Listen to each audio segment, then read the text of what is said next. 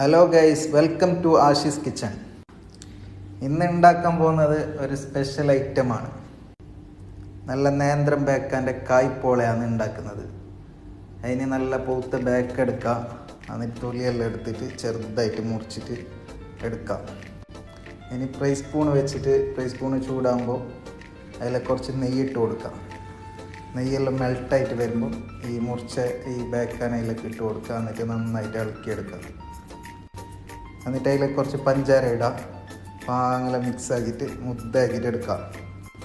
അങ്ങനെ ബേക്കെല്ലാം മുദ്ദായിട്ട് വരുമ്പോൾ മിക്സിയിൽ മുട്ട 3-4 മുട്ട ഇട്ടിട്ട് അതിലേക്ക് പാലൊഴിക്കാം.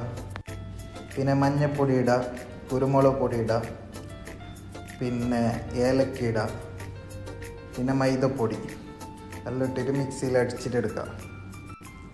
അതിലേക്ക് പഞ്ചാര ഇടാം ആവശ്യത്തിന്. എന്നിട്ട് ഈ മുദ്ദാക്കിയിട്ടുണ്ട് ബേക്കല്ലേ അതിലേക്ക് അതിനൊഴിച്ച് കൊടുക്കാം.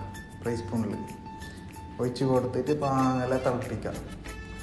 ലോ ഫ്ലെയിമിൽ വെക്കാം. എന്നിട്ട് ഫുള്ള് മറ്റേ ചട്ടിയിലെല്ലാം പരത്തിയിട്ട് കൊടുക്കാം. എന്നിട്ട് മൂടിയിട്ട് വെക്കാം. കുറച്ച് നേരം കഴിയുമ്പോൾ കായ്പോള റെഡി ആയിട്ടുണ്ട്. കായ്പോള നല്ല ടേസ്റ്റാണ് ചായക്കെല്ലാം കൂട്ടാൻ. നിങ്ങൾ ഒന്ന് ട്രൈ ചെയ്ത് നോക്ക്.